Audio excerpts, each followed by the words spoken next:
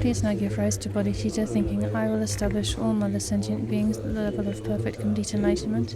To that end, I will listen to this profound Dharma and put it into practice. The Dharma we speak of today is a torch lighting the way to freedom, complete instructions on the preliminary practice of the profound and secret heart essence of the Dakini, comprised of virtuous beginning, middle, and end. Having covered the first of these three parts, the virtuous beginning, we're now looking at the virtuous middle, the main body of the text, which is comprised of two main parts: how to follow a spiritual friend, the route of the path, and the main explanation of the stages for setting out the path. Well, now we've covered the first and we're looking at the second section, which is comprised of two sections: the general preliminary practices and the specific preliminaries. We've covered the first, general preliminaries, for practice sessions, and now we're looking at the second, which is comprised of two subsections: the common preliminaries, the 4 mind changings, and the uncommon special preliminaries that sow the seeds of the profound path in 5 stages. We've covered the first, the 4 mind changings, and now we're looking at the second, which is comprised of the 5 stages of refuge, bodhicitta, and so on.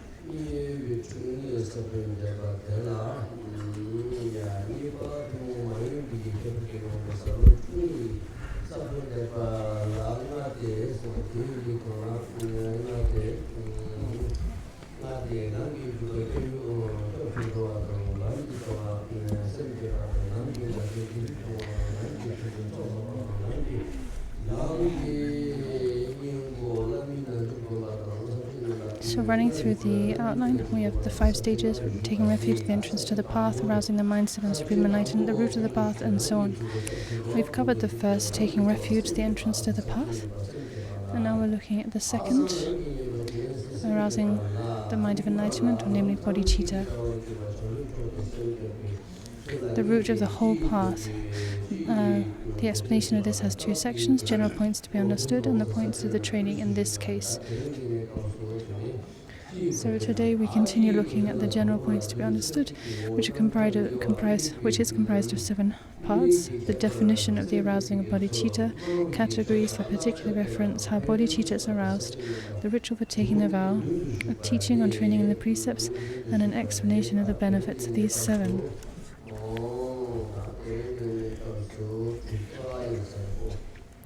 So today, if I'm not mistaken, we are continuing with the 6th, training in the precepts.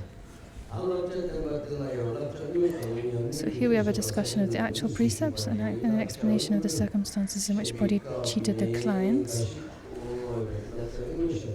So we're looking at the first, the actual precepts. We began going through this section yesterday, and we'll continue where we left off.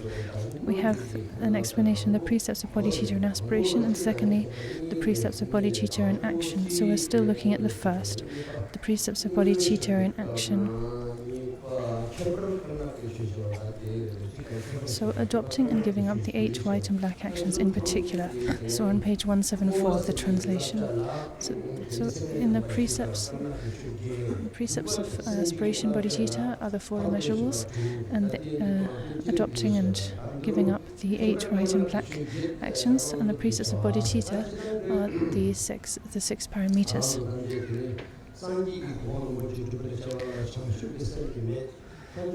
It's not possible to attain enlightenment, the state of Buddhahood, without bodhicitta. Bodhicitta is the highway of all Buddhas of past, present, and future. It is the route to enlightenment. It's through training in bodhicitta that the Buddhas of the past became Buddhas. This is also the way that the Buddhas of the present are becoming Buddhas, and likewise the Buddhas of the future will become Buddhas through bodhicitta. This is the highway, the route to enlightenment. There is no other route to enlightenment.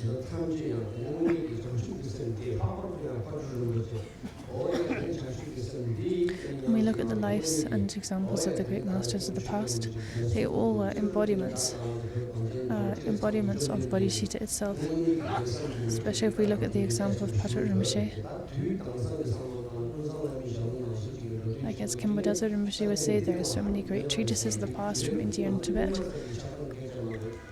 But there's really no treatise these days that is more beneficial, more widely spread, and more beneficial than the words of my perfect teacher. Even overseas as well, that the activity and benefit of the words of my perfect teacher is just incredible. The way it's touched people's lives, and spread far and wide.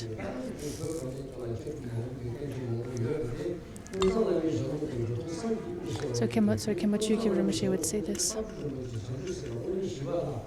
And why is it that the words of my perfect teacher is just so extraordinarily beneficial, so extraordinary, its activity is so beneficial and far wide? Well, because Pacha Rinpoche was an emanation, a real emanation of Bodhisattva Shantideva. Externally, an emanation of Bodhisattva Shantideva. Internally, so to speak, emanation of the Mahasiddha Shawari, and secretly he was an emanation. He was Avalokiteshvara. So he was. This is to say, he was the embodiment of bodhicitta. He was bodhicitta through and through, and it's through the power and strength of that bodhicitta that his work, the words of my perfect teacher, has come to benefit so many people, generation after generation. And it's on the basis of the words of my perfect teacher, or rooted in the words of my perfect teacher, that I'm explaining Kyabje Gyudro Rinpoche's text here. And indeed, Kyabje Gyudro Rinpoche's own text is rooted in or based on the words of my perfect teacher.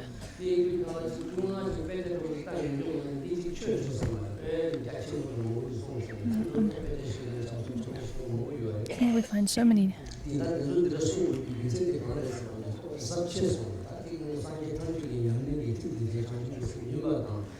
details here in the explanation of bodhicitta that actually, if you're not already quite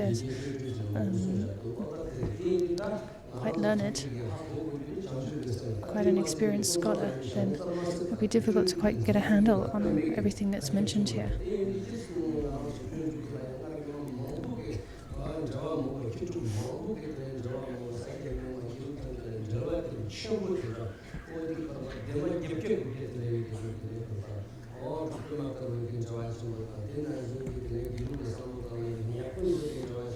And this just goes to show that the depth and detail we find here is a reflection of the depth and profundity of bodhicitta itself.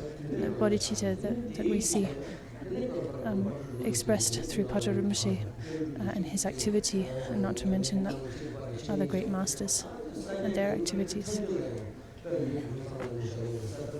So again, there are so many treatises, commentaries, excellent texts written over the centuries by great masters of all the different traditions, but the words of my perfect teacher is perhaps unparalleled in the benefit that it's brought about. It's upheld and admired and practiced, taught widely throughout the world by all four major traditions of Tibetan Buddhism.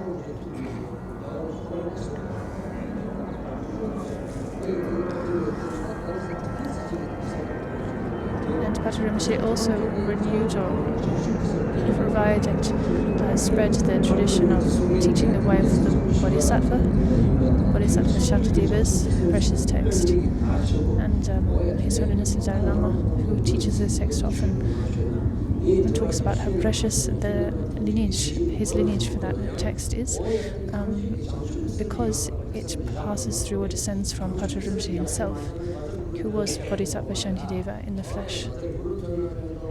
So bodhicitta, it's not possible to emphasize the benefit, the importance of bodhicitta enough. We cannot emphasize it enough. Whatever practice you're doing, Mani Mantra, Vajraguru Mantra, accumulations, Ngondro, generation stage, completion stage, the great perfection, whatever it is, if it's not rooted in bodhicitta, infused with bodhicitta, then it won't be genuine practice, it won't be fruitful. That said, if you engage in any of these practices properly, bodhicitta will automatically be present there,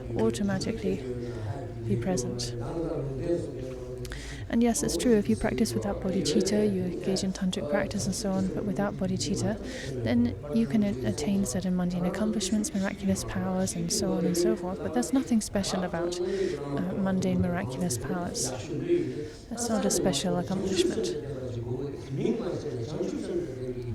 What's special is bodhicitta, to be endowed with bodhicitta. And if you have bodhicitta, then you will be able to benefit others. Just through the strength of bodhicitta, if you have bodhicitta, and you then, for instance, you make prayers for the deceased, you make prayers for others, you perform poa, the transference of consciousness for others, through the strength of your bodhicitta, all of those actions will be beneficial. If you lack bodhicitta, then no matter how much seeming activity you busy yourself with, it really won't benefit others in any significant way, no matter what it might look like.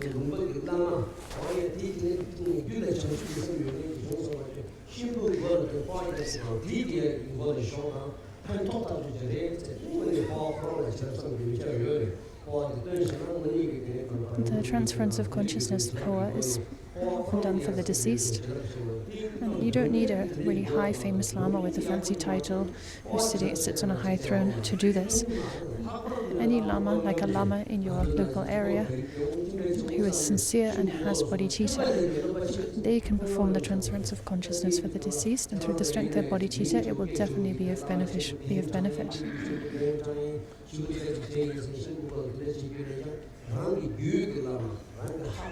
So better than inviting lots of tulgus and kembos with impressive titles from afar, inviting them into your home with a lot of fuss and busyness, better is to invite a lama, a practitioner with whom you know, with whom you're familiar, with whom you already have an existing connection, a sincere practitioner with bodhicitta. Invite them to make prayers for the deceased, to do poa and so on. That will be genuinely beneficial.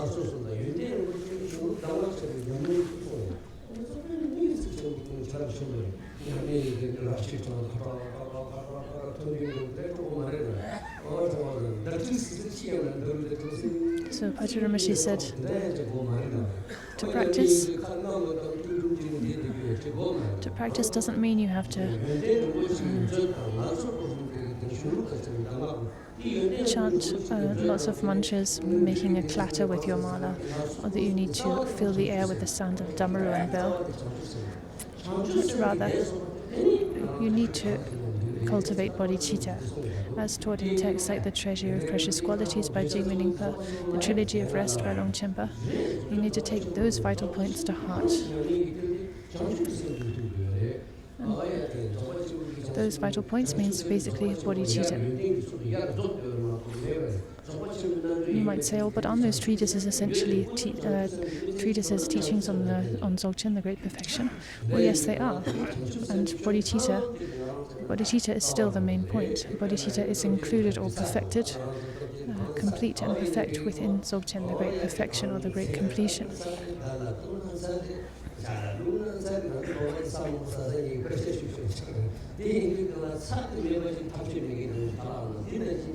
It said, just like you can't cook food without salt, likewise you can't practice Dharma without bodhicitta.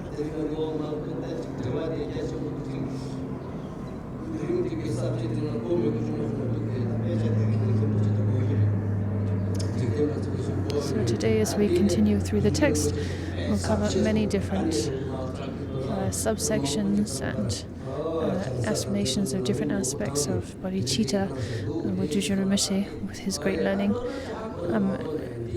It draws quotations from profound treatises like Asanga's Jangsa, the Paths and Bhumis, and so on. So these points might be difficult to comprehend for those who haven't done much formal study. The Khenpos and Lamas and so on up here will have a handle on all of this. But for those who haven't done such study, the detail might be a bit overwhelming. But and this is why I'm sort of mentioning these introductory points, or these main points here at the beginning of this teaching session. And also you should understand that The reason why Jujurumushi has included so many quotations, so many different distinctions, the divisions, the definitions, and so on and so forth is because this is just how profound and deep and important and rich bodhicitta is. So it's a reflection. The complexity of this chapter on bodhicitta is a reflection of the depth and profundity of bodhicitta itself.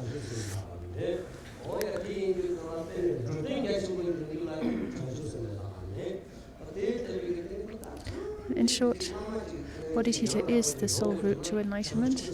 It is the indispensable, the heart and soul of all Dharma practice. It's what makes all practice genuine practice, what makes all practice fruitful. It is the sole way to bring genuine benefit to sentient beings. The benefits of bodhicitta are just limitless.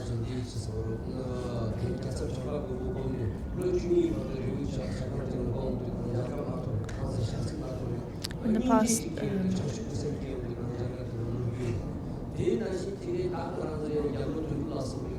there are stories of a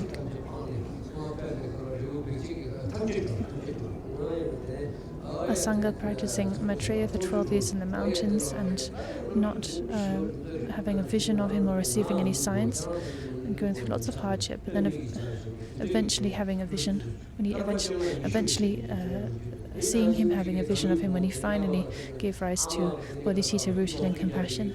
Likewise, there are stories of kings who gave up their kingdoms and their loved ones and everything, inspired by bodhicitta, inspired by compassion for all beings, and so on and so forth. There are so many stories illustrating the power of bodhicitta, the strength of bodhicitta. These stories are referenced in the words of my perfect teacher. So, to increase one's realization, one needs bodhicitta. To purify obscurations, one needs bodhicitta. To close the door to the three low realms, there's no greater, more effective method than bodhicitta. These are just some of the benefits of bodhicitta. And those who are more learned than me would be able to say so much more about bodhicitta than the few things I've mentioned here and the few things I'll mention in the coming sessions and days. So we can talk about a twofold division of bodhicitta: aspiration bodhicitta, application bodhicitta. Aspiration bodhicitta can be cultivated through equalizing, exchanging oneself with others, and then finally cherishing others more than oneself. So this is taught in detail in the words of my perfect teacher. So you can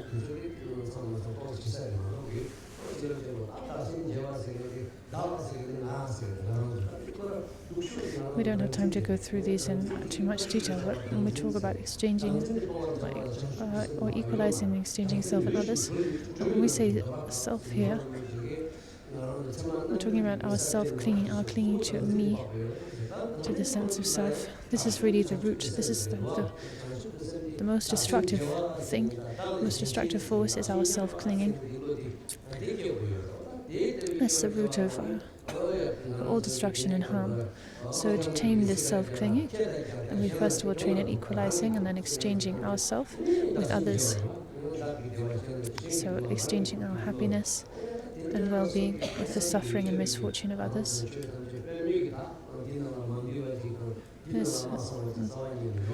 That's an incredible practice. There's nothing that's not included within that practice of the exchange of self and other. So I'll tell a story before we move on with the text.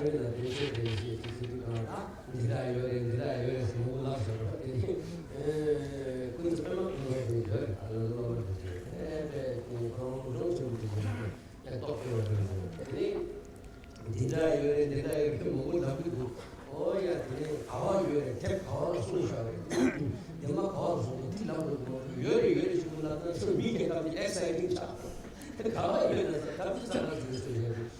lot of Western and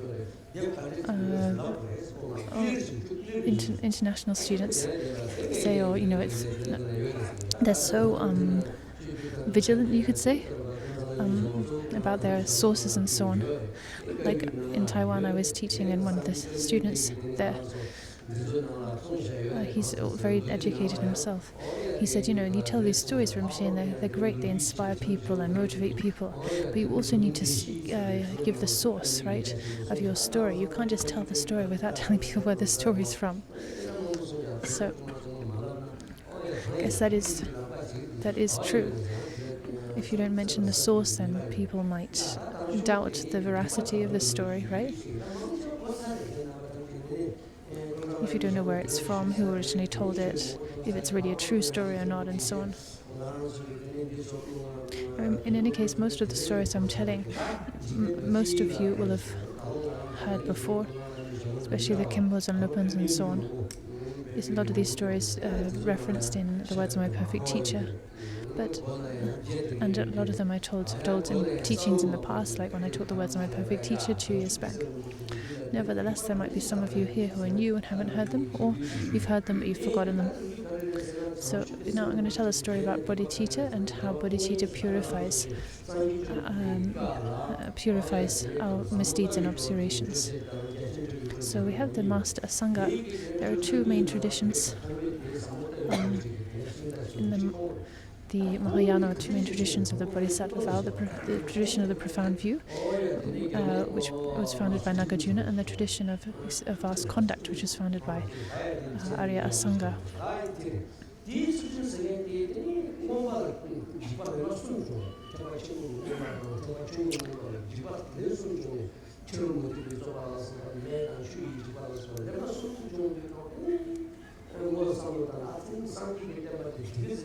So in the past, many centuries ago in ancient India, there was a woman who saw the Buddha-Dharma 3 times come under grave danger when debates between the Buddhists and non-Buddhists. And this woman thought, well, what can I do? I must do something to preserve the Dharma, to help uphold the Buddha's teachings. But as a woman, with the way things are, then what my ability to uphold the teachings and to do things is limited in this physical form. So actually, this woman was a bhikshuni, a Buddhist nun at the time. But she thought, well, what I can do is if I offer back my vows and have some children, then I can raise those children, those sons, to be great holders of and preservers of the teachings. So she had 2 children with 2 different fathers. One became a Sangha and one was Vasubandhu.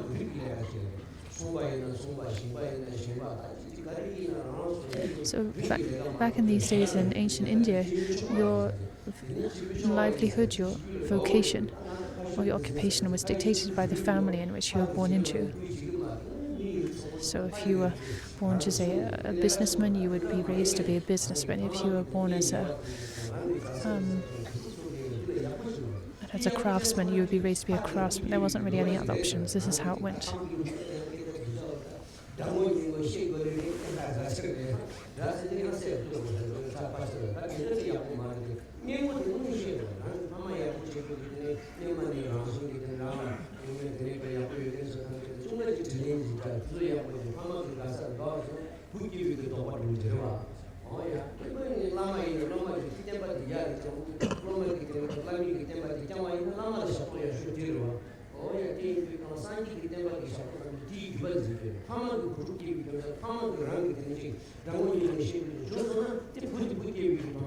So actually, for children to be raised and to uphold their ancestry, their heritage, their family traditions, there's actually a lot of, in short, there are a lot of virtues in that. It's also a way to repay and show appreciation for one's parents' kindness, for what they've done to raise you and so on, and just to acknowledge where one's come from in a mundane context. And in a Dharma context, then to uphold the teachings and the path that one's teacher has led one along, the teachings one's teacher has given one, that's the greatest way to repay the kindness of the teacher, right? And to show service to the teacher. So this Bhikshuni offered her vows back. She had 2 children. She raised them.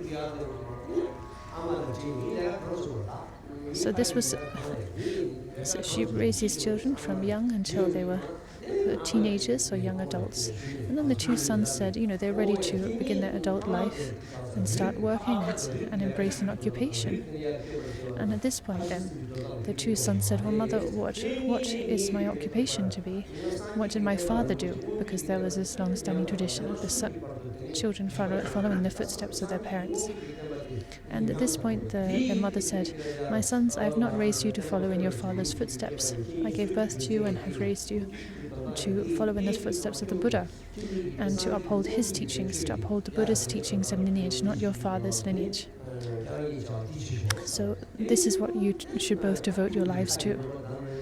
So back then, children actually listened to their parents, not like these days. So both of the children listened to his mother. And Vasubandhu became an expert in Abhidharma, composed treatises on the Abhidharma, and Vasubandhu's life story itself is just extraordinary, an extraordinary tale to tell.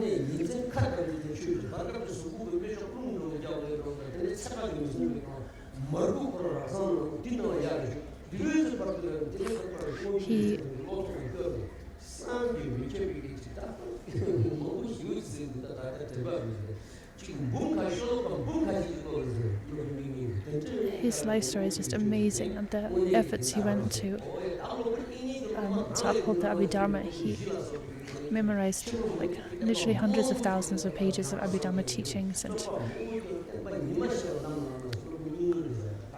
and spread those teachings, spread them far and wide like sun rays blazing forth. So you can read about his life elsewhere.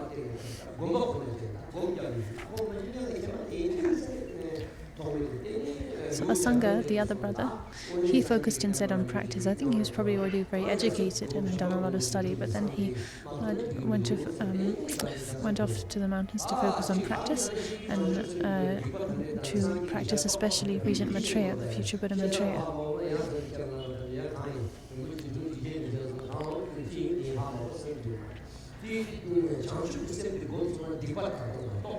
So what is the point of me telling this story? I'm just going to mention that again.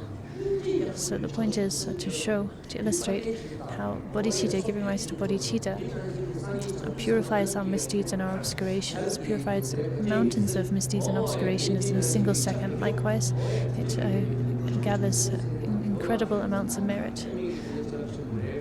In a second of bodhicitta can purify so much and accumulate so much merit. Okay, so this is the point we're telling this story. Asanga went off to practice, and he practiced night and day up in the mountains. The years went by, and still no signs of progress, no vision of Maitreya, no signs. And then he felt very disheartened. He thought, well, I'm not getting anywhere with this practice. Better I give up and do something else. I'm just not getting anywhere with this. I don't think I'm ever going to have a vision of Maitreya. So he left his retreat place and he headed down the mountain. And on the way he came across a person who was rubbing a huge piece of iron with a soft cloth. And Asanga said, "What are you doing?" And the man said, "I don't have a needle to do my sewing. So I'm just wearing away this piece of iron like this so that I can get a needle." And Asanga thought, "Oh my God, what a complete idiot, what a futile activity." He really, there will never be a time, even in 10 lifetimes, that this man can wear this lump of iron down to the size of a needle. He thought, my goodness, but this is the effort that people put into worldly activities, just for some mundane aim, objective. People put in this much effort. He thought, wow, there's mundane actions, samsara is just so futile. And yet people put in this much effort to their end. On the other hand, I'm pursuing enlightenment for the sake of all beings, mother beings. And I've only practiced for 3 years. It's not much effort at all. Wow, I'm really letting myself down. If this man is willing to put in years of effort just for the sake of a needle, then I should be able to put in much more effort for the sake of attaining Buddhahood, for the sake of all mother beings. And so his diligence, his determination he gave rise to kind of determination once more. And so he returned to his practice place and pledged to practice for 3 more years. He underwent so much hardship during those 3 years, a lot of austerity. So now 6 years had passed. Still, he hadn't even had a single good dream. And again, he felt disheartened. He thought, oh my God, it's been 6 years now. Still not a single sign of progress, not even a single good dream. I haven't accomplished anything. I mean, if one has studied after 6 years, at least you become a kind of you reach some degree of learning, right? Maybe you get some certificate or something. But he'd spent 6 years practicing and accomplished nothing. So again, he thought, I should go and do something else. He left his retreat place, went down the mountain, and he saw someone waving a feather. There was a big boulder, like a big rock, a mountainside of pure rock. And this person was taking some drops of, dipping the feather in the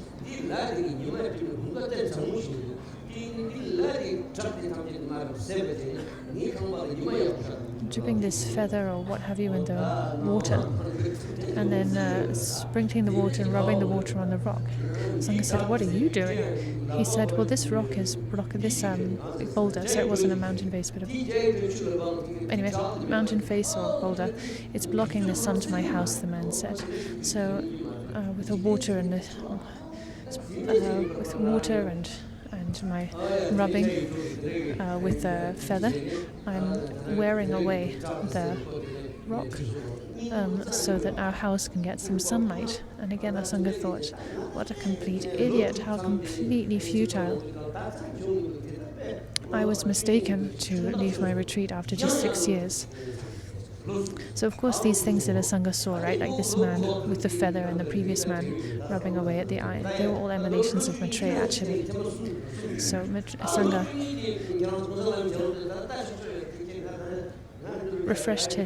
renewed his resolve, returned to his practice place, and again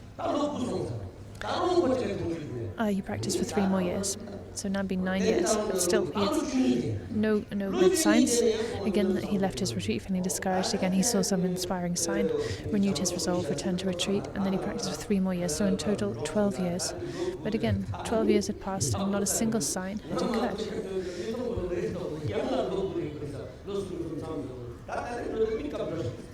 So Sangha thought, I'm really not getting anywhere. It's been 12 years and I've not a single sign of progress. I'm not getting anywhere with this. I need to stop and do something else. But he saw other time I left, I saw something that inspired me to renew my resolve and return to retreat. But I'm not getting anywhere. So this time when I go down from the mountains, I'm going to blinker myself, not let myself see anything that will change my mind. So with this mindset, he left his retreat, headed back down the mountain. And what did he see this time? Well, he had a dog howling, barking, snarling. And then when he looked around, he saw this dog lying on the floor with a huge wound, a maggot-infested wound in its leg. The dog was in so much pain and suffering so much, and yet because of its pride and anger, it was barking and snarling at anyone trying to help it. But Sangha was so moved by this pitiful sight of this dog. He thought, what can I do? I have to clean this dog's wound. But then it was writhing with maggots. He thought, if I take all the maggots out, they'll die, right? If they don't have any flesh to eat anymore, they'll die. So he thought, okay, well, I have to give them the maggots something to eat, so that when I remove them from the wound, they don't die. He looked around, there's nothing to give them. So then he looked down at his own body. He took out a knife and hacked a piece of flesh from his own thigh, put it on the floor, and thought, okay, this will be food for the maggots. And then he started to remove the maggots with his hands, but then he saw, well, if I take them with my hands, they're so small and fragile, I'm going to kill them. If I take them with my hands, he thought, well, there's only one way. I need to remove them with my tongue. But then he was so disgusted by the sight of these maggots that he closed his eyes so he could bear to do what he had to do, go and lick off the maggots from this infested wound. He closed his eyes, bent down with his tongue outstretched, but then his tongue didn't touch the maggots. He actually touched the ground. His head hit the ground, and then he opened his eyes and looked up, and in front of him was Maitreya. Lord Maitreya was right there, in person, in front of him. The dog had disappeared. And then a Sangha cried out, "Here you are at last. Where have you been all this time?" Lord Maitreya said, "I have been with you the entire time, from your first day of practice until now. Every day over all these years, I've been by your side, but because of your obscurations, you couldn't see me. But now, seeing this dog, you gave rise to such powerful compassion, and that compassion has wiped clean all the obscurations from your mind. And so now you can see me. Now your cataracts have been removed, and finally you can see me, but know that I was here all along."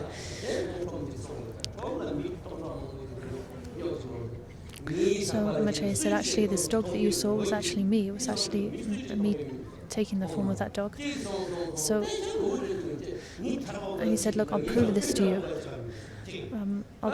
you. Take me on your shoulders and go down to the marketplace and see how people respond." So a Sangha said, okay. He put Maitreya on his shoulders and went down to the marketplace and walked around in the midst of lots of other people. So what did most people see? What did everyone see? They just saw an old dog on a Sangha's shoulders. They saw him carrying around an old dog. There was one old lady who'd done some practice and purified her mind somewhat, and she saw something like just a leg or a vague image of Maitreya.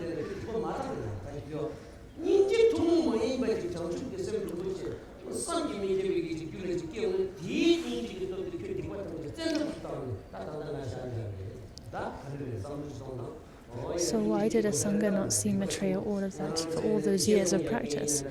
Because he had not yet given rise to bodhicitta. Bodhicitta had not yet dawned fully in the depths of his heart. But the moment that he saw that dog was moved to compassion in that way, when that really powerful compassion just overwhelmed him and gave rise in him, and the strength of that compassion, that selfless bodhicitta, just wiped the slate of his mind clean. His misdeeds and obscurations were purified in one moment, just by the power of that bodhicitta.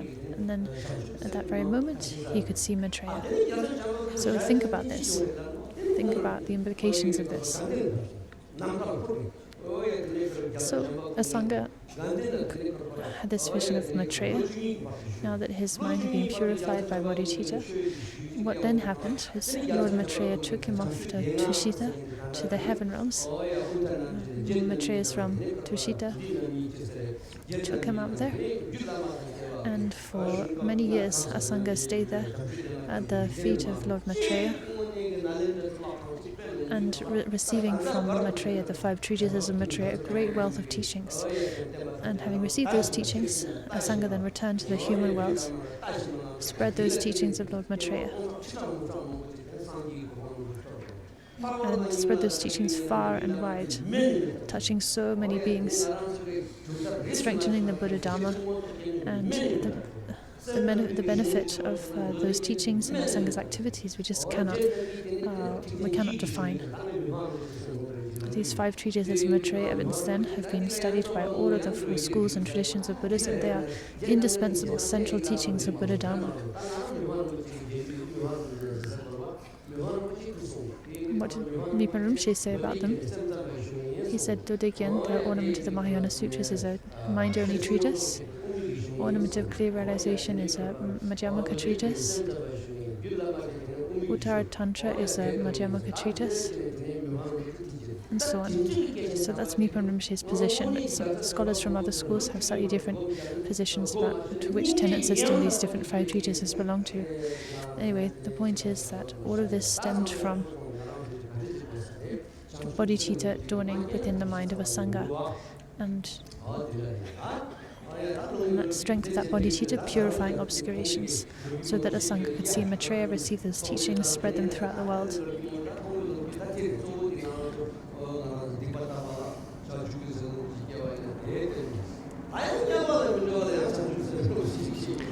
So that's the story about the power of bodhicitta to purify obscurations and so on. Okay, now another story before we return to the text about how bodhicitta closes the gateway to the lower realms.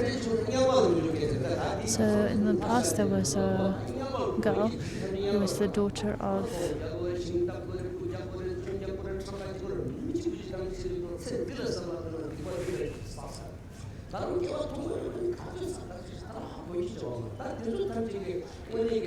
missed the profession of her father, but in any case, these days, when leading a worldly life, and following a worldly occupation, one just think of all the non-virtue one inevitably has to accumulate, right? Deceiving others, being dishonest, seeking profit, and neglecting others, so on and so forth, not to mention all of the non-virtue we've accumulated in our past lives, right? So there's this mountain of causes and conditions for our rebirth, for us taking rebirth in the lower realms. Anyway, back to the specifics of this young woman. She was raised really well by her parents, educated,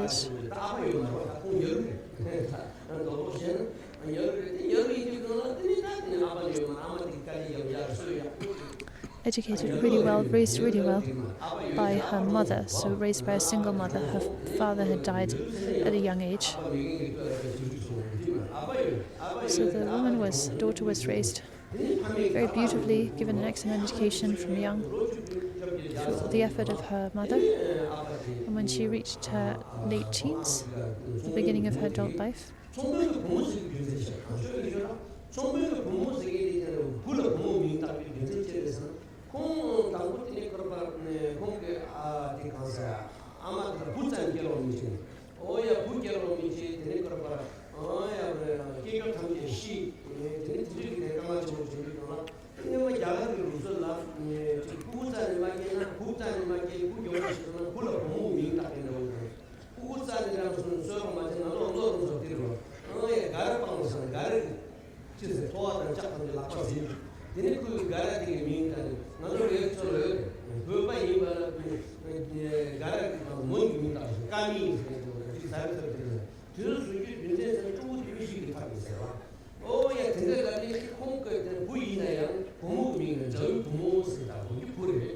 so actually this daughter was a boy, was a son, but he had been given a woman's name.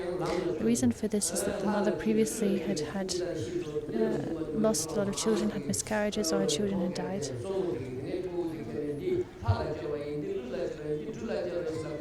And also not had sons.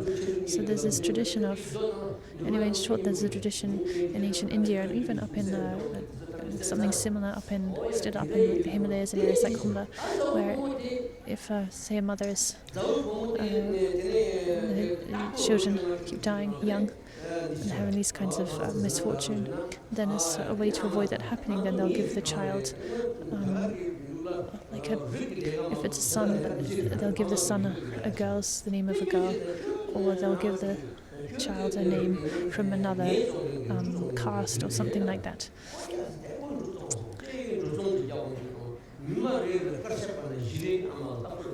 So this young man, nevertheless had a woman's name. He said, when he reached his young adult life, he said, what occupation should I pursue now that I'm adult?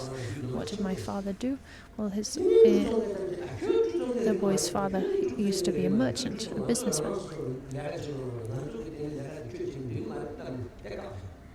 And the mother said, your father was a merchant.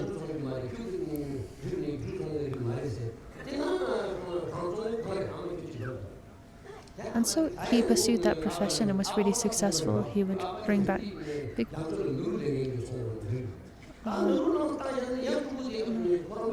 managed to earn a lot of money and brought that back to the family home.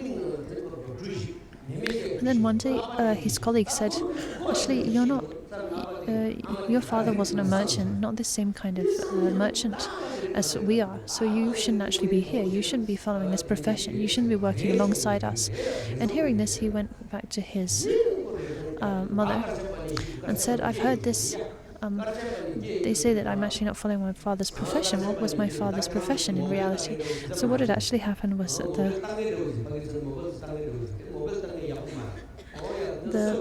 the father had been a sailor, a merchant sailor, someone who went out on ships to search for precious jewels and so on, and to make money in that way. And the father had died out at sea, and the mother was afraid to send her son along the same path and to risk losing him. So she'd lied to him, right? But her son had found out about the lie. So now, instead of telling him the truth, she told him another lie. Okay, yeah, it's true. Your father wasn't this kind of merchant. The kind of merchant that he was, the kind of businessman he was he sold cloth. He sold different types of cloth and fabric. So a lot of you there seem to be people using their phones during the teaching, even speaking on the phone or filming, or I don't know what that you're doing. This is not the way to receive teachings, so please don't do that. When we receive teachings, we need to be free of the 3 faults of the vessel, the 6 stains, and so on.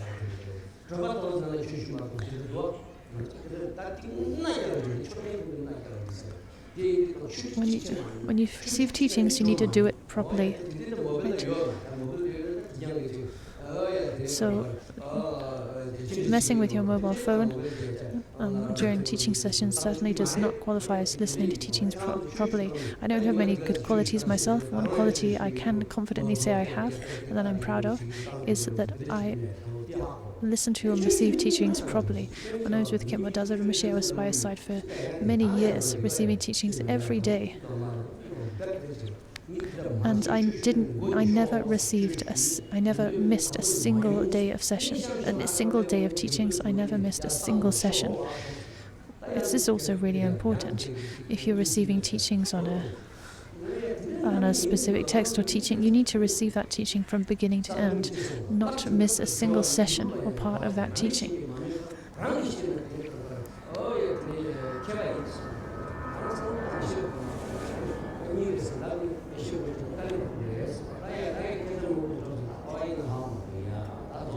So anyway, back to the story.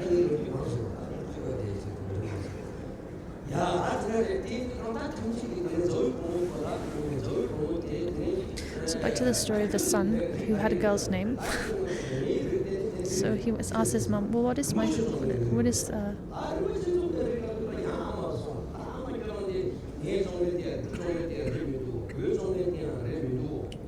Yes, so his mother told him, "Okay, well, your family actually, he sold fabric."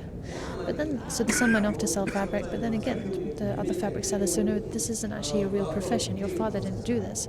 So he went back to his mother, had another discussion. The mother said, "Okay, it's true. Your father didn't sell fabric. He sold gems." And the man became a gem salesman. But again, the others said, "No, this isn't your real profession." So again, he returned to his mother and said, "Tell me, what was my father's real profession?"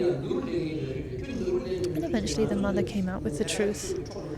Your father was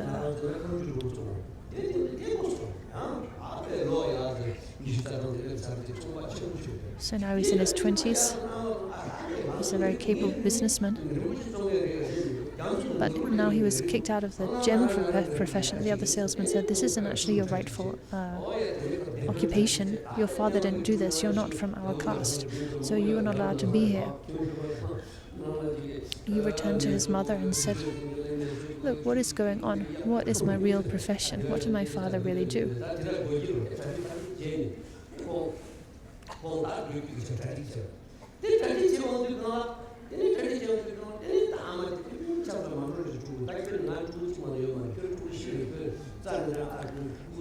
The son was quite fed up by this point. He said, look,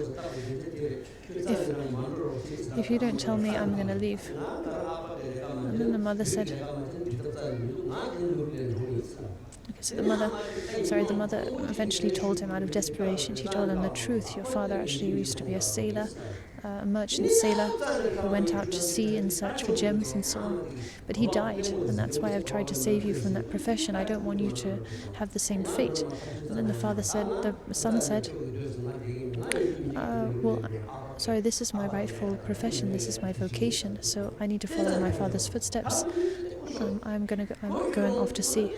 The mother was so desperate and distraught. She grabbed onto his arms and legs and tried to stop him from going. She begged with him.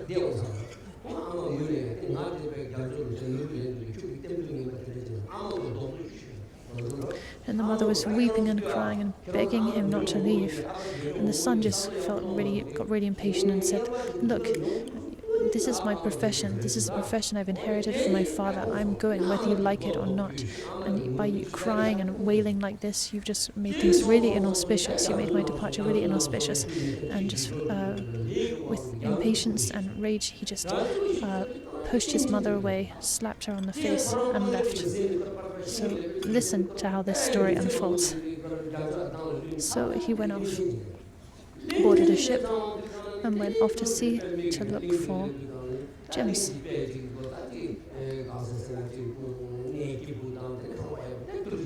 They arrived at an island. A really beautiful island. And the people there welcomed them. They said, you've come from the mainland, or from the human land. And there are these divine goddesses there. They welcomed him, gave him a place to stay, food, and so on. And they said, look, don't leave us. Stay here. Don't go back to the mainland. And stay here and enjoy this island. Live here with us. Go to the north, east, and the west, but do not go to the south of the island, okay? Of course, it's just the way the human mind works, that when you're told not to do something, you automatically want to do it. So he ended up exploring the south of the island. He went there and came across an even more beautiful house with beautiful goddesses and luxuries. And he thought, I've stumbled across something really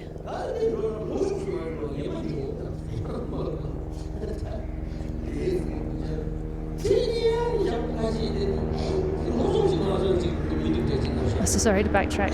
So he enjoyed, for a while he was satisfied, enjoying the company of these goddesses and the luxurious house and food and everything and all of those pleasures.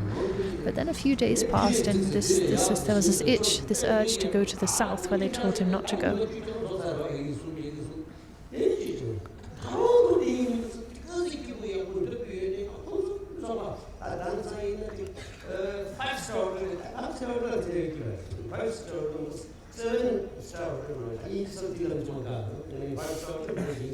So it's like, you could say it was as luxurious as a 5-star hotel, like a Dubai luxurious hotel, or we can say a 7-star hotel. Maybe that gets the message across better for international students.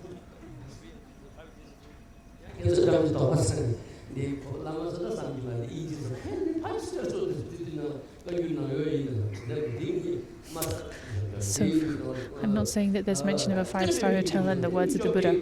I'm just using it as like a modern example to get so that you might be able to relate to it more.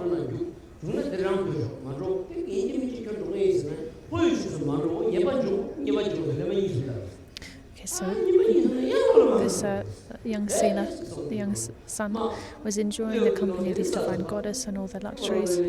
And the goddesses said again and again, so stay with us, just enjoy our company and what we have here. If you want to go out a bit and walk around, then okay, but by all means do not go to the south. They said if you go to the south, you will encounter danger. You'll encounter danger. They said that 2 or 3 times in warning.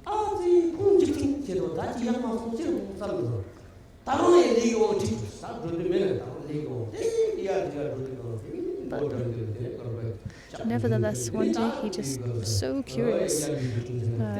He went off to the south. What did he find in the south?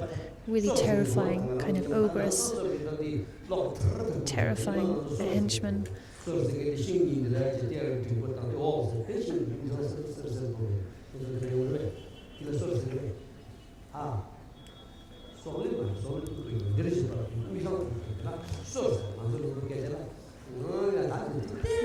He was horrified by what he saw, but nevertheless his curiosity got the better of him, so instead of turning back he continued going. I guess it's also the strength of his karma, right? He ventured further into the south. He came across even a more horrifying sight, more terrifying things, and a person who was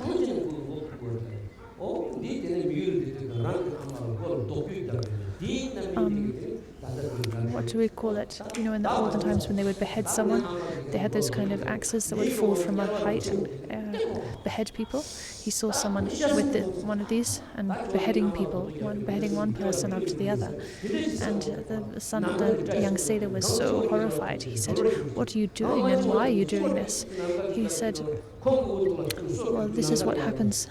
This is the karmic result. This is what happens to people who mistreat and beat and assault their parents. This is the karmic ripening. Those who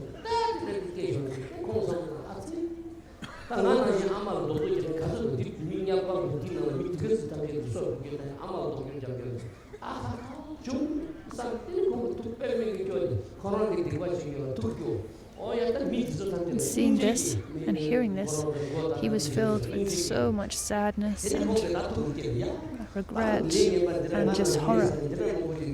Horror at his own actions and the karmic result that was going to ensue, and horror at and sadness at all of the others who'd done the same things, who'd beaten their parents, and who were going to experience the karmic result of being beheaded in this way. He was filled with so much sadness and so much compassion for all others. And he thought, may I take on all of their suffering, may I take on all of their karma and suffering, may they be free from having to be beheaded. May I free all of them from this karmic suffering. And the moment that thought arose in him, that overwhelming compassion,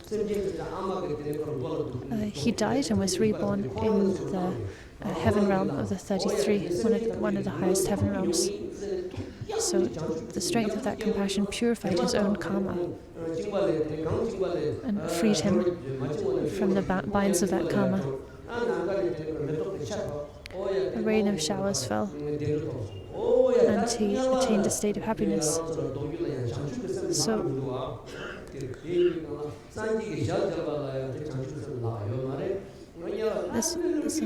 this goes to show the power of compassion to free us from the lower realms, to free us from the suffering of the lower realms and the ripening of these negative karmas. Okay, so we'll leave the stories here for now, and now we'll continue. We'll return to the text and continue where we left off. So page 174, adopting and giving up the 8 white and black actions in particular. So we're talking about bodhicitta and aspiration, the precepts for bodhicitta and aspiration. The precepts are the 4 immeasurables, training in the 4 immeasurables, and adopting and abandoning the 8 white and black actions.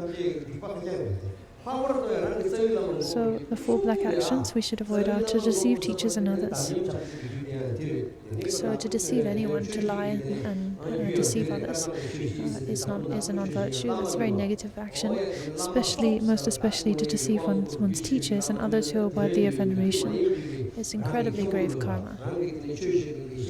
So one's teachers, one's preceptors, one's spiritual friends, and other sublime beings, holy beings, to deceive them and lie to them. This is the first black action.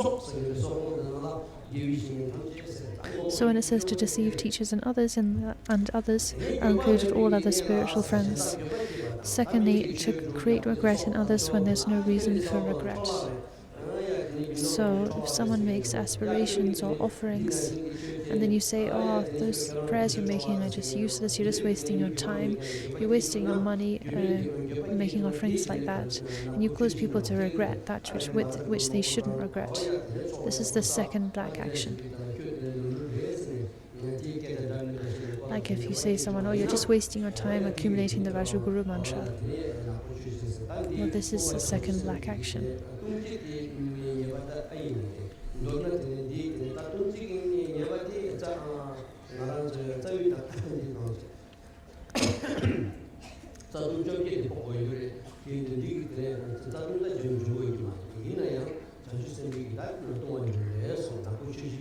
And this is a downfall.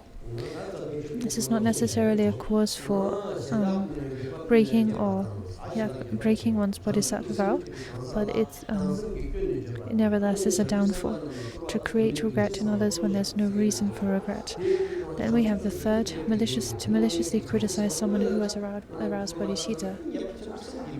It's an incredibly grave karma to criticize someone who has genuinely given rise to bodhicitta, even to criticize someone who has entered the path of the bodhisattvas.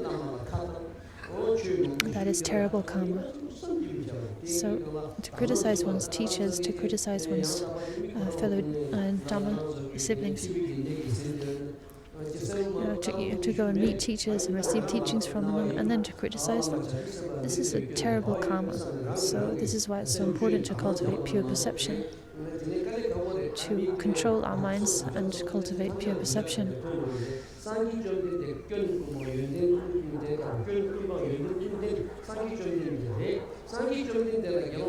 If our own mind is rotten, if our own mind is full of faults, we'll see faults in others, right? But Buddha himself, the enlightened one, free of all faults and endowed with all qualities. That is the state of Buddhahood. Nevertheless, Devadatta saw faults in Buddha again and again, even though he was completely free of faults. The Buddhas are free of faults. Likewise, when Guru Rinpoche came to Tibet, there were ministers and others who criticized Guru Rinpoche, who saw faults in him, who vilified Guru Rinpoche and Vairocana and so on. So it happened back then, and it still happens these days. But the faults that one sees, these are projections of one's own mind, projections of one's own faults reflecting or being projected onto others. So recognize this, control your mind, and cultivate pure perception. The fourth black action is to behave slyly and deceitfully with regard to sentient beings. So to behave slyly and deceitfully is a similar but slightly different. So to deceitfully means to actively deceive others, to actively give people, to actively make people think something that's not true, right? Like to give them the impression that you're really important, or what have you, when you're not. And to behave slyly it's a kind of a more indirect action, to with gestures or implicitly try to trick others. Anyway, so these are the four black actions.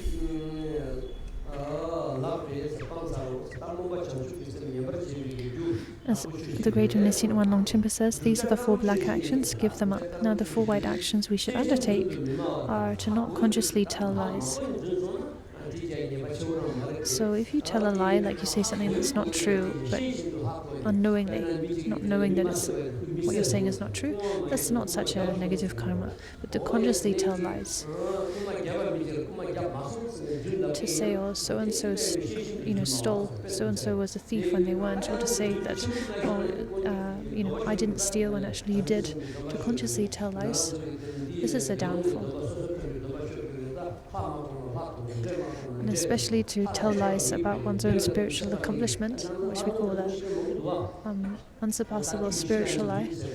This kind of lie is actually destroys one's personal liberation vows. It's one of the root precepts. It's one of the causes for losing one's root precepts, losing one's monastic vows, and for damaging one's bodhisattva vows. So one should be really careful about this. It's about saying things like implying that you've had a vision of a deity when you haven't, or that you've achieved some level of spiritual accomplishment when you haven't. And you see people telling these lies. Someone like some lama in I think Taiwan, Rinpoche said, who says things like, at one point said things like, oh, I saw Guru Rinpoche, I just see him in person and we have a chat and go down and go out to get coffee. This is unsurpassable spiritual life.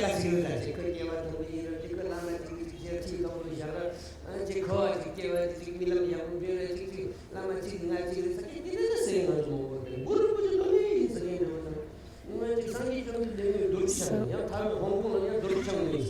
overseas, I find people telling these kinds of spiritual lies, just like the level at which they're telling these spiritual lies is something pretty unheard of in our society here in Nepal and the Himalayas and so on.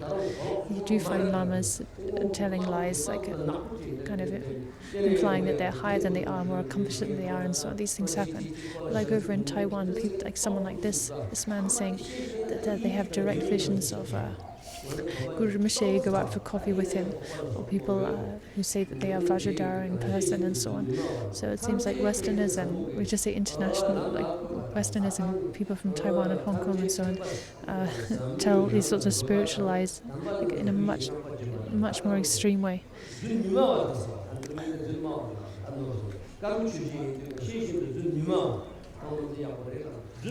To not consciously tell lies.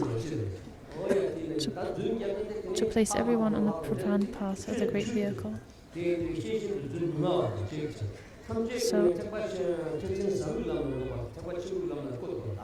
So we need to establish beings on the great vehicle. That doesn't mean literally taking them by the hand and like lifting them into a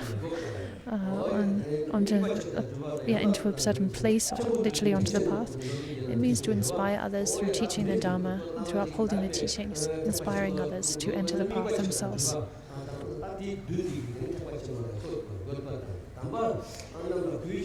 To respect and praise sublime beings. To all the Buddhas and Bodhisattvas, all sublime holy beings, to respect them and venerate them with body, speech and mind. When we go down to the stupa, Bodhana stupa, and do kora, what are you doing? You're paying respect. Paying respect or paying worship, making offerings in the sense of worship and respect to the Buddha, to the Buddhas, to their enlightened qualities of body, speech and mind. So at least this is what you should be recalling when you go down to the stupa, when you do prostrations and so on. Not just going down there, meeting your friends, having a good gossip. How are you? Are you well? What have you been doing? What's so-and-so be doing? How are your livestock? Like that. And just gossiping away as you're doing your kora. That is not how you should do kora. You should avoid ordinary talk and conversation when you're in kora. You should recall the qualities of the Buddhas, of the three jewels. And with a mind of respect and veneration, recall those qualities, and then recite mantras and prayers and so on if you're doing that with that mindset, that recollection. Then, fourthly, to act with superior intentions with regard to sentient beings.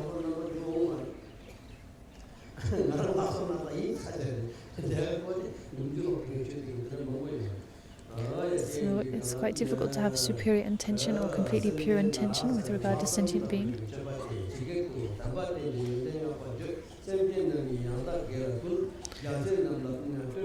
On these, Longchenpa says to follow sublime beings and praise their qualities, to encourage beings to practice pure virtue, consider bodhisattvas as one's teachers, and with superior motivation to bring about benefit and happiness for beings. These are the four perfect right actions. Rely on them. So now we come to the precepts of bodhicitta in action. So having discussed the precepts of bodhicitta in aspiration, now those for bodhicitta in action. There are three parts. Maturing oneself by training in the six transcendent perfections, the six paramitas, maturing others by training in the four ways of attracting disciples, and training the mind, incorporating the essential practice of the above true precepts. So even the outline here is so precious, so meaningful. Having taken up the discipline of bodhicitta, one now trains in the bodhisattva activities, principally the six paramitas of generosity, discipline, and patience, diligence, concentration, and wisdom.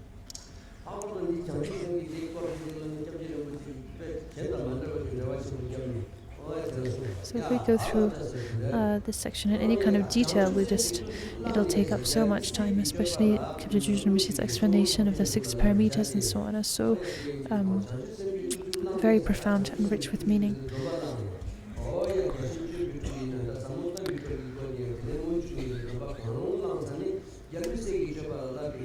So having taken up the discipline of bodhicitta, having taken the bodhisattva vow, either following the tradition of the profound view or the tradition of vast conduct, in either way, having taken the bodhisattva vow and thereby adopted the discipline of bodhicitta, you must now train in the six paramitas. These comprise bodhisattva activities or bodhisattva conduct.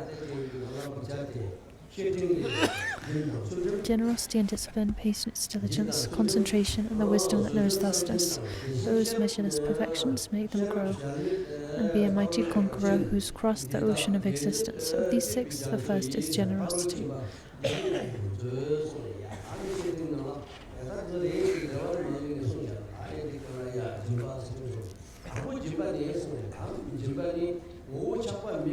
The essence of generosity is to completely give away one's possessions with a mind free of attachment. Its function is to get rid of other people's poverty. It should be motivated by the thought of striving for perfect enlightenment for the benefit of others. There are three kinds of generosity, depending on what it is that one gives.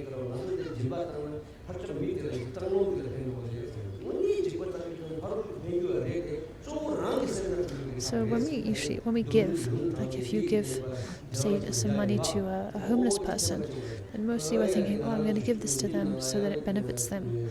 And of course, when you give to others, it does benefit them, but actually, more so, you're benefiting yourself. You're benefiting yourself by practicing generosity. And in this way, the essence of generosity is to have a mind free of attachment, a mind willing to give. A mind willing to give. This frees us from the ties of stinginess. So to be honest, when you really give, when you practice generosity, more than helping others, the homeless and the vulnerable, more than that, you're actually helping yourself.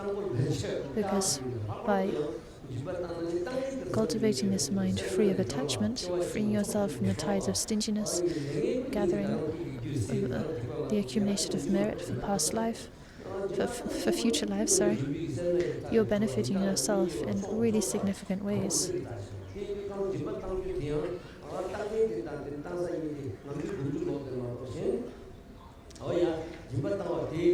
So that's actually how it is. Usually though we think, oh, I'm showing kindness, I'm benefiting these other people I'm giving to, but actually you're benefiting yourself most of all. So there are three types of generosity, depending on what it is one gives. Material giving, the gift of protection from fear, and the gift of Dharma. So material giving material things like food, clothes, and material things. Kimbo Taze Rinpoche would say, the word for material possessions. In Tibetan, Kemodasudumushi would say this refers to material things, but the word is Sangsingi Chimba, the generosity of Sangsin, and Sangisingi actually means to be like really busy, hustle and bustle, to be caught up in busyness. So Kemodasudumushi would say these material things are what make us busy. And it's really true, right? It says because of this search for material possessions, then we become busy. We become really busy and flustered and end up just in a constant kind of hustle and bustle, rushing here, rushing there, instead of staying on retreat, devoting yourself to your studies, to your practice, staying up in isolated place. You end up down in a city or overseas, seeking offerings and money and doing business and this and that.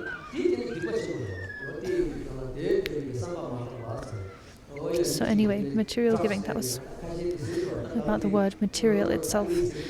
Material giving involves freely giving away the different parts of one's body and all one's wealth and possessions, avoiding the 4 improper aspects of generosity and adopting the 4 proper aspects. So these 4 refer to one's intention.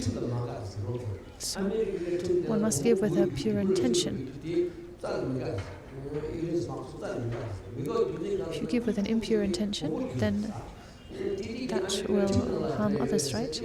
Like we have Elon Musk, right, who's helping Trump, the US president. And Elon Musk, it seems he's really against the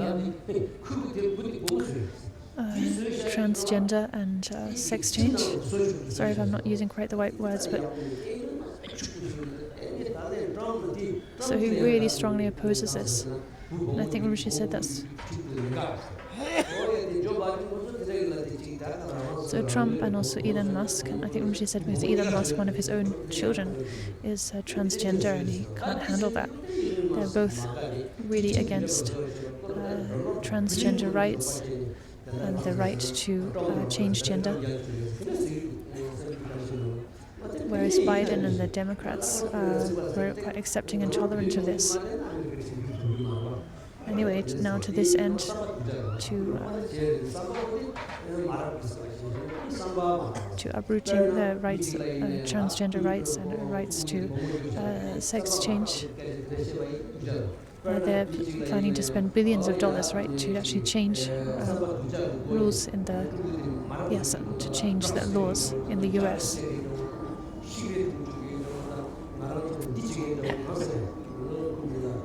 So that's an example of giving with impure intention, right? Giving with an impure intention, with a negative intention, right? It's not a benevolent intention. Trying to take away people's rights and the laws that protect certain people. Then the gift itself, to give an impure gift, like to give someone alcohol. So to give someone alcohol as a gift, that's maybe not a positive gift. What happens when they drink that alcohol? Then they get drunk, they end up doing all sorts of destructive things.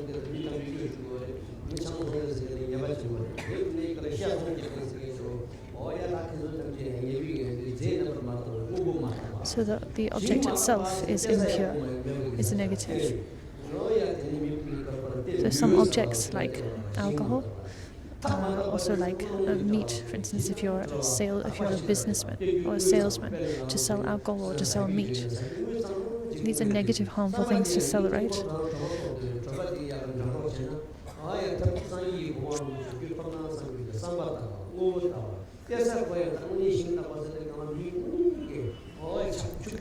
And then we have the recipient. So, proper recipient. So, best when you're practicing generosity is to give to someone who's really in need, someone who is actually in material need. So, when making offerings, the higher the object of offering, the better. So, to make an offering to someone who's actually enlightened or to someone who's on one of the higher bodhisattva bhumis, that's better than offering to someone on, say, the path of accumulation, right? And likewise, so the higher, the more accomplished one's object of offering is, the better. Likewise, when it comes to generosity, the more in need the object of generosity is, the better. The more they genuinely need, the better, because then you're going to benefit them more, right? And then the manner of giving. So all of these four aspects of giving should be pure. One's intention, the gift itself, the recipient, and the manner of giving. It's not just the thought that counts, right? It's the way that we do it, what we give, how we give, the motivation with which we give, to whom we give. All of these things are important.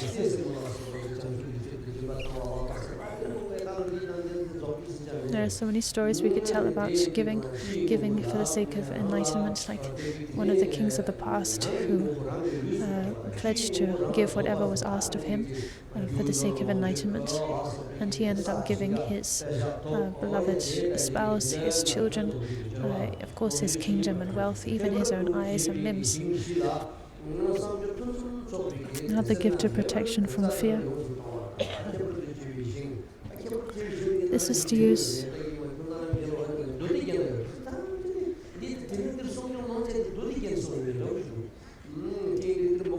to backtrack, we should give in particular to the four fields. So these points, a lot of the points mentioned here, stem from or can be found in more detail in the Ornament of the Mahayana Sutras, one of Maitreya's treatises.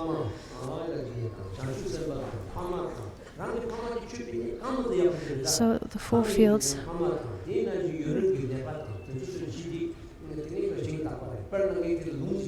refer to the objects of offering, the three jewels and so on, the objects of compassion, one's mother, sentient beings,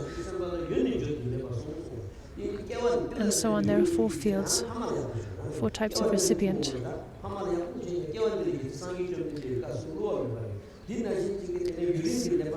So to give to one's parents, that is incredibly positive and beneficial, and that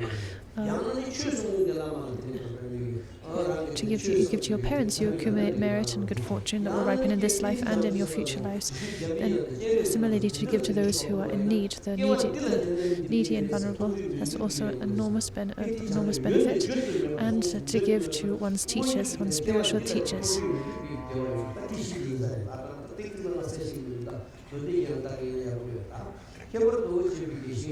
So these three and one more recipient, I'm afraid I missed the fourth, but these are probably what the four fields refer to in this context, but you can check in the Ornament of the Mahayana Sutras.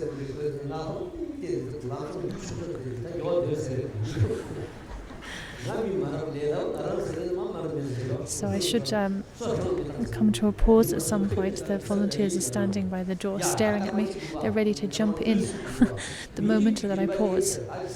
But please, give me a few more minutes. I'm going to carry on for a few more minutes.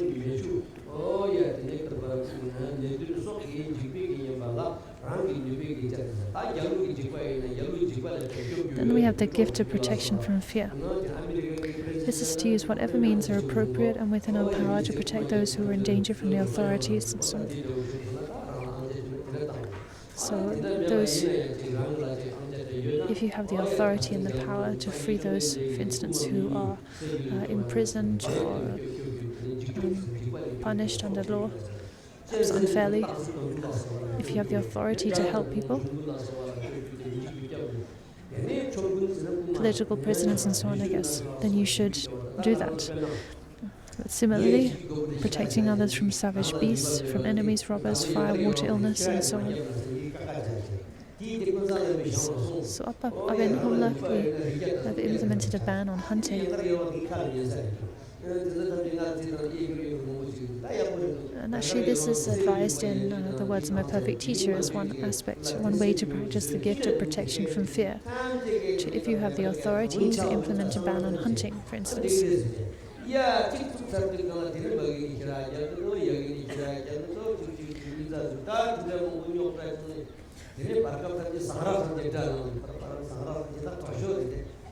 So we implemented this ban on hunting. It's rooted in the Dharma and the teachings, and I kind of thought it seemed like all the people up in Homla would be supportive of that. So we implemented the ban, But then for a long time people didn't observe the ban. People were still hunting left, right and center. And then some people actually became really against the ban. Even some of our best villages became against the ban because it's kind of fair enough. Previously they'd a lot of their sustenance, their food had come from hunting, right? So this was a big change, difficult change to make. But then slowly, with patience, and after all, the faith of these people up in Ngondro is so steadfast. So slowly but surely, we managed to make this change over the course of many years. And now everyone's come round to it and actively supports this ban on hunting. There's no one going out to hunt, to shoot, no one setting snares or traps. But that said, so now things are pretty good in that sense. Everyone's stopped hunting. But that said, it wasn't an easy thing to accomplish. It took a lot of years and took a lot of time to bring people around. Some people were against the ban, and they said, it's okay for you to say Rinpoche, you don't have a wife, you don't have children to provide for. But what about us lay people? If we don't go out hunting, then where are we going to get our food from? How are we going to provide for our families? So I was faced with those kinds of arguments.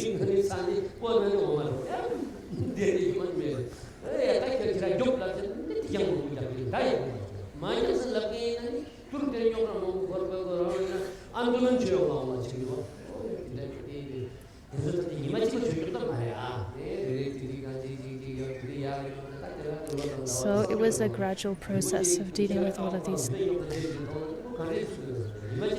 different problems and different problems arising on the right, on the left, up and down, and slowly addressing all of the different issues, and bit by bit. And with the support of many others as well, bit by bit over the course of many years, we managed to implement this ban. So don't imagine that, we just managed to implement this ban and make this change over the course of a night, like Rinpoche just gave the command and everyone followed it. It was not as straightforward as that.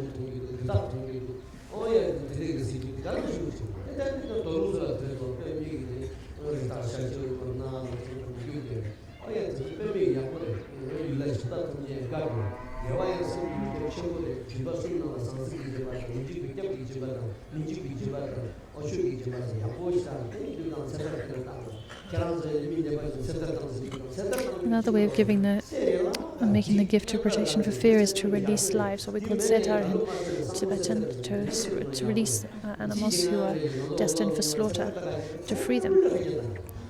This is a really wonderful thing to do. But when we do this practice of releasing lives, we need to do it appropriately, right? Not like releasing animals into a habitat that doesn't suit them, releasing animals into a habitat where they disrupt the balance, the ecosystem. Or like releasing a bunch of monkeys somewhere where they then end up wreaking havoc. Or releasing animals into an environment where they can't survive and then they end up dying.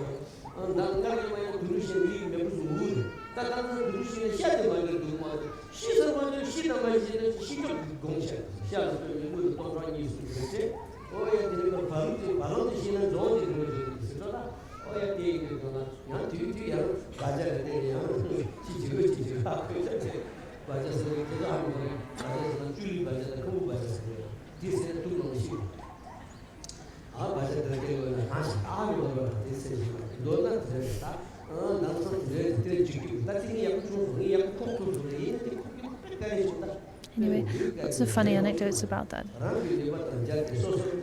about the process of implementing that ban on hunting mostly. Anyway, as I said, now we've really managed to implement that ban, and everyone's embraced it and observes it. This is really wonderful. So we're accumulating together so much virtue. Everyone in the valley is accumulating virtue by observing that ban.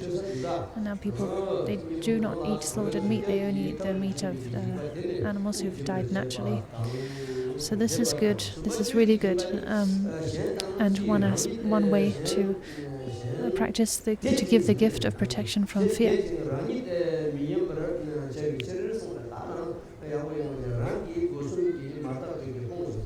Now the gift of Dharma, so that others have faith and we do not ourselves degenerate. We should practice the sublime Dharma by giving up improper actions with our body, speech and mind and adopting proper ones. So to give the gift of Dharma, but that involves living in accord with the Dharma yourself. It involves practicing what you preach, otherwise you'll just be a laughing stock.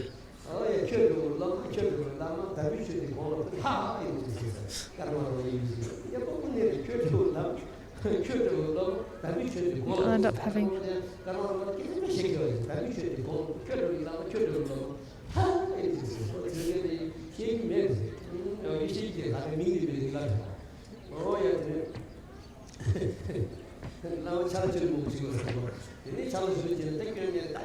again, Kamarong.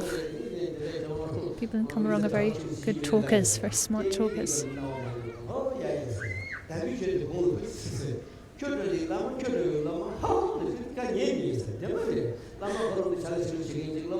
It seems there are a lot of lamas or practitioners doing all sorts of questionable things. And someone said,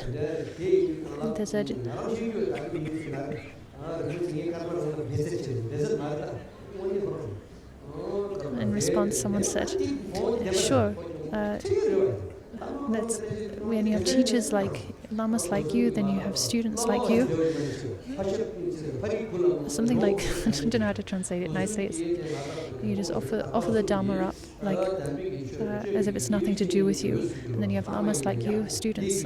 Lousy lamas, lousy students.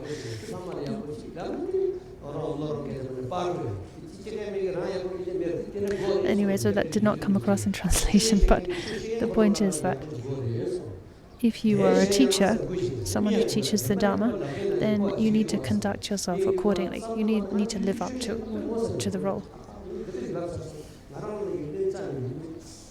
So often I kind of feel, when I look at myself, I feel kind of some slight despair. I think, I'm a teacher, this is my role, explaining the Dharma, giving teachings. This is my role, this is my responsibility, so I need to do it. But then when I do it, inevitably my own faults and shortcomings seep into my teachings. I can't keep them out. And then if I don't teach at all, well then I'm neglecting my responsibility. So what to do?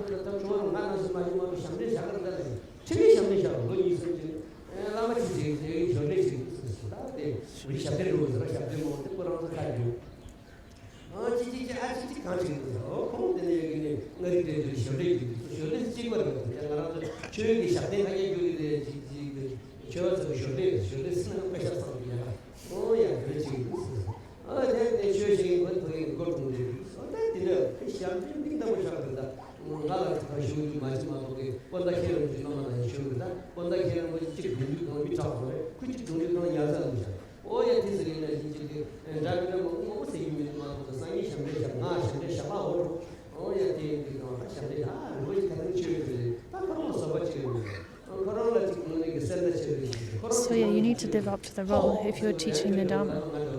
Otherwise you can end up just embarrassing yourself. One day you teach on patience and the virtues of patience, and the next day you show, just your behavior shows very clearly that you lack patience. So that's a very embarrassing situation to end up in.